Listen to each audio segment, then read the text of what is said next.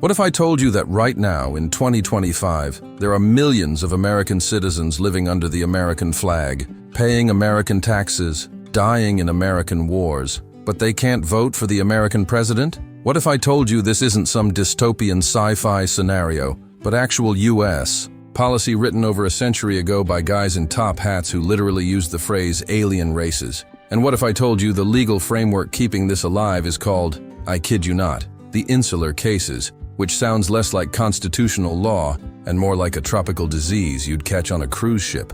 Welcome to the fever dream of US territories, where you're American enough to get drafted, but not American enough to get democracy.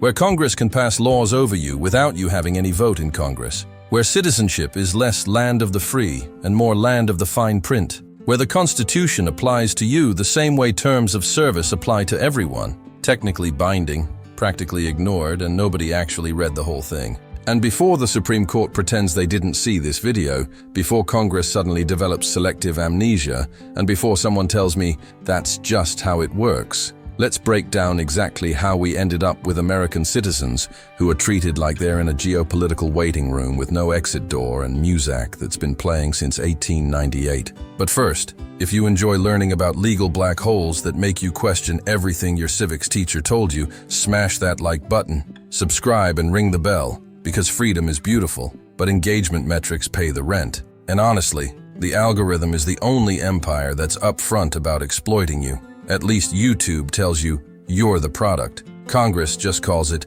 territorial governance and moves on. So let's talk about you for a second. You wake up every morning, go to work, pay your taxes, probably too much, and you assume that because you're doing all the citizen stuff, you get the citizen perks, right? Like voting, representation, basic constitutional protections. You know, the stuff they fought a whole revolution over. The whole no taxation without representation thing. That's literally the origin story of this country. Now imagine you do all of that, all of it. You work 40, 50, 60 hours a week. You pay into Social Security. You pay Medicare taxes. You serve jury duty. You follow federal laws. You register for the draft. But you live in Puerto Rico, or Guam, or the US Virgin Islands, or American Samoa, where, plot twist, you're not even automatically a US citizen at birth. You're a US national. Which is like being told you're in the family but you can't sit at the Thanksgiving table. You can watch through the window, but the turkey's not for you. You pay federal payroll taxes. You serve in the military at higher rates than most states. Your kids go to schools that follow federal education mandates. But you can't vote for president. You have no voting representation in Congress. You get a resident commissioner or a delegate who can sit in committee meetings and give speeches. But when it's time to actually vote on laws that affect your life, they're escorted out of the room like a kid who talked back at dinner. And the Constitution? Yeah, that only applies to you when it's convenient. It's the geopolitical equivalent of your parents saying, "My house, my rules," while you pay half the mortgage, mow the lawn, and still get grounded for coming home late. Here's the thesis. US territories exist in a legal purgatory created over a century ago to justify colonialism, without saying the word colonialism. And that purgatory is still alive today. Codified, defended, and somehow not taught in a single high school history class. Not in AP Govies, not in college, nowhere. Because if we actually taught this,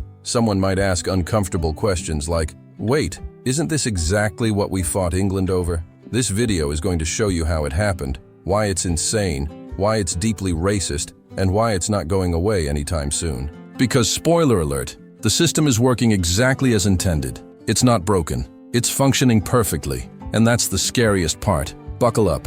This one's spicy, uncomfortable, and involves way more racism than your average Supreme Court case, which is saying something. Let's rewind to 1898. The US just won the Spanish-American War, which was less a war and more a hostile takeover with warships and good PR. Remember the Maine, they said. Help the Cubans, they said. Except when the dust settled, Cuba got conditional independence. And America owned Puerto Rico, Guam, the Philippines, and a bunch of other islands scattered across the Pacific and Caribbean like monopoly properties nobody asked for. And Congress looks at this and thinks, wait, do we have to treat these people, like full people? Because that would be expensive and complicated, and they don't look like us, and we just spent a lot of money on this war. Enter the Insular cases, a series of Supreme Court decisions between 1901 and 1922 that essentially said, the Constitution doesn't automatically follow the flag, which is a fancy way of saying, we can own you without giving you rights. We can govern you without representing you. We can have our cake, eat it, and then tax you for the crumbs. The court invented a new category, unincorporated territories, not states, not foreign countries, not colonies, because we don't do colonialism. That's for Europeans with funny accents. Just limbo, a legal no man's land where Congress has total power, but the people have none. It's like being stuck in the TSA line forever. You're technically in America, but also you're not allowed to leave. Nobody will explain the rules, and someone just took your shoes. And here's the kicker. The justification was overtly, explicitly, cartoonishly racist. Justice Henry Billings Brown, yes, the same guy from Plessy versus Ferguson, the separate but equal disaster that justified segregation for 60 years, wrote that these territories were inhabited by alien races who couldn't handle Anglo-Saxon principles of government. He literally argued that the people living in these places were too different, too uncivilized, too savage to be trusted with full constitutional rights. I'm not paraphrasing. I'm not exaggerating. That's in the official Supreme Court opinion. You can look it up. It's like reading a villain's manifesto, except it's binding legal precedent. One justice referred to Filipinos as savage tribes. Another said Puerto Ricans were unfit for self-government. This wasn't fringe thinking. This was the mainstream legal logic that created the framework we still live under today. Cool, very constitutional, much democracy. Definitely not the exact kind of imperial thinking the Founding Fathers claimed to reject. So here's the absurd part. People in Puerto Rico pay federal payroll taxes, Social Security, Medicare, the works. If you work for the federal government or a U.S. corporation on the island, you also pay federal income tax, just like someone in Ohio. They don't pay the full federal income tax if they work locally, but here's the thing. They also don't get the same access to federal programs.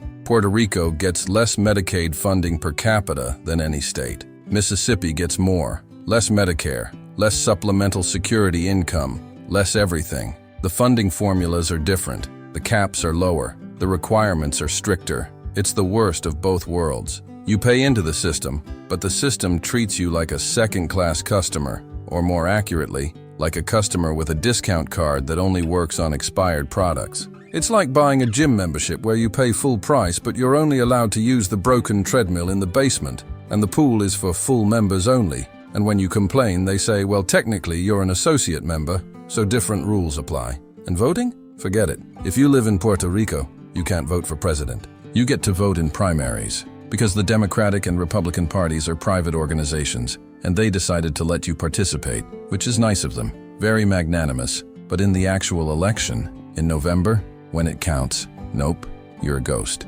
You're invisible. Your opinion on who runs the country doesn't exist. But here's the insane part. You can move. You can pack up, fly to Florida, rent an apartment, register to vote, and suddenly, poof, your vote counts. You can move to literally any state, even Wyoming with its population of 12 people and 700,000 bison, and your vote matters. But on the island, you're a spectator. You're watching democracy happen to other people. It's the same country, the same passport, the same pledge of allegiance in schools. But your rights depend on your zip code. That's not a republic. That's a glitch in the matrix that nobody wants to patch, because it benefits the people writing the code. Now let's talk about the military, because this is where it gets dark. This is where the hypocrisy goes from legal curiosity to moral abomination. People from U.S. territories serve in the U.S. military at higher rates than most states. Puerto Rico alone has sent hundreds of thousands of troops to fight in every major American conflict since World War I.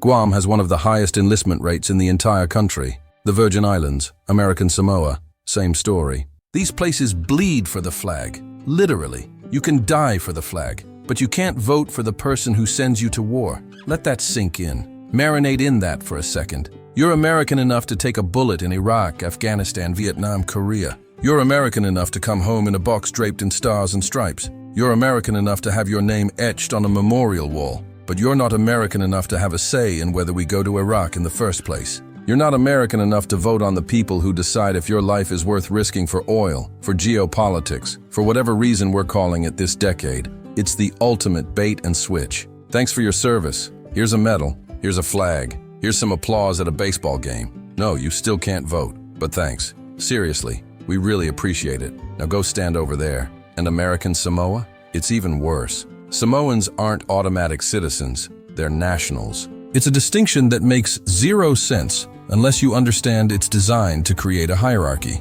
They can serve in the military, they can live in the US, they can work, pay taxes, follow all federal laws, but they have to go through naturalization to become full citizens. They have to apply, take a test, swear an oath, jump through hoops that someone born in Iowa never has to think about. It's citizenship with an asterisk. It's the geopolitical version of terms and conditions apply. It's being told you're part of the team, but you have to wear a different uniform and sit on the bench. Here's the thing that makes this whole situation even more maddening. Congress could fix this tomorrow, today, right now. They have the power to admit territories as states, grant them full representation, extend full constitutional protections, pass legislation that treats people like people. The Constitution gives Congress full authority over territories. They could end this with a single bill, but they don't. Because there's no political incentive. Because the people suffering under this system don't have the power to vote them out. Puerto Rico has held multiple referendums on statehood.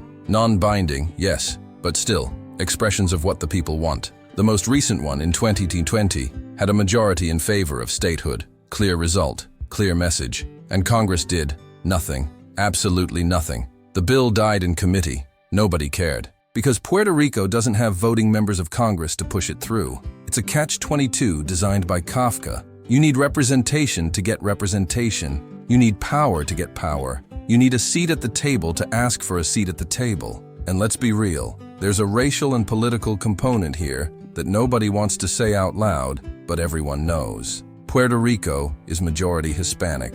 DC is majority black. If they became states, they would likely add Democratic senators and representatives. So one party actively opposes it, and the other party gives it lip service during election season, and then conveniently forgets about it when they're in power. Guam and the Virgin Islands? Same deal. American Samoa? Nobody even talks about it. It's too small, too far away, too easy to ignore. Meanwhile, the people living there are just stuck, waiting, watching, paying taxes, serving in the military, living under laws they didn't vote for. It's the colonial condition with better branding. In 2022, the Supreme Court had a golden opportunity to revisit the Insular cases in United States versus Vielo Madero. The case was about whether Puerto Rico residents are entitled to supplemental security income, a federal benefits program for low-income elderly and disabled people. The government's argument was basically no, because Puerto Rico isn't a state, and the Insular cases say we can treat territories differently.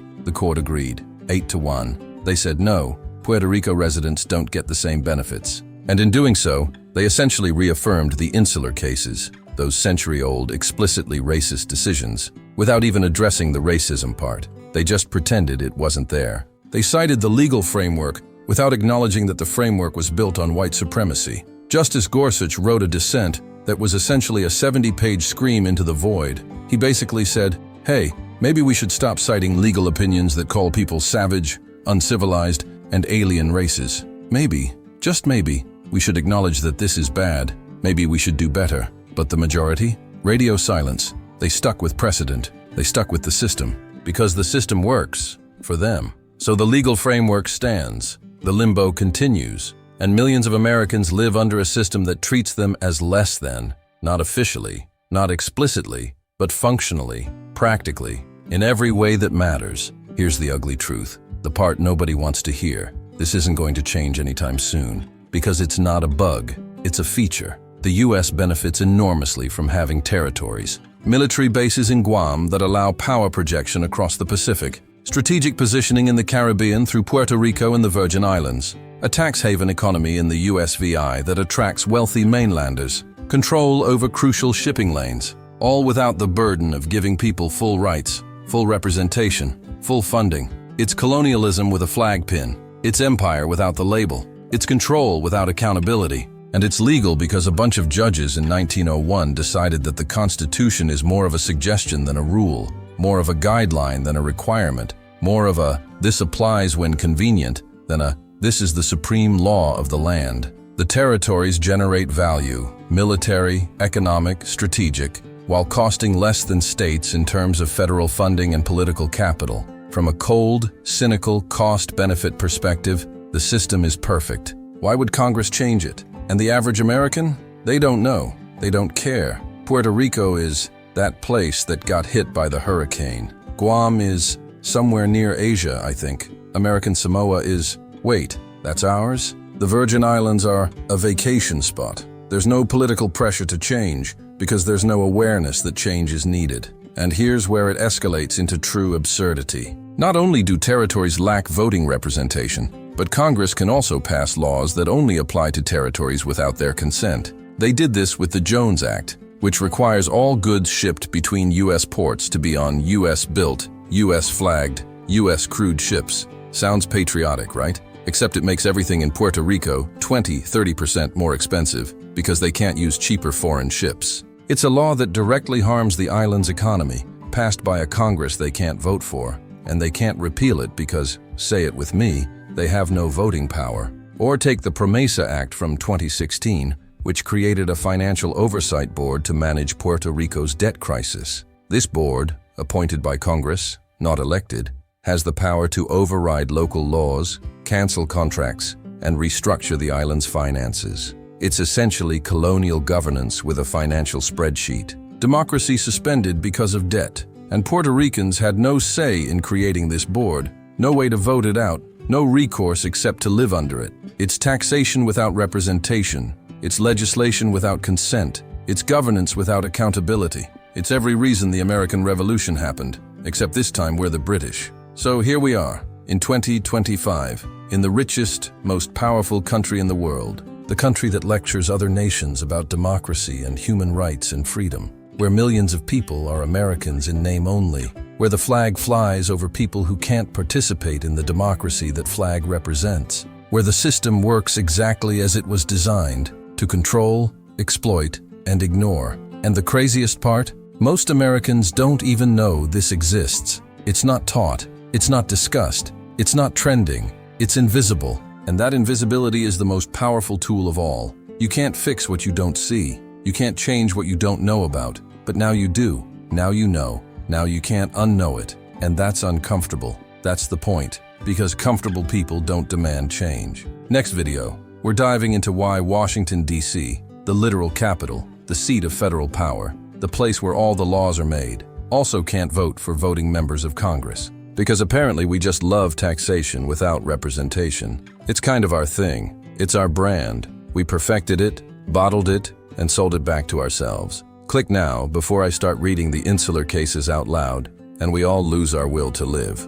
Before Congress decides ignorance is actually better. Before the algorithm decides this is too spicy and buries it where nobody can find it. See you there, if they let me make it.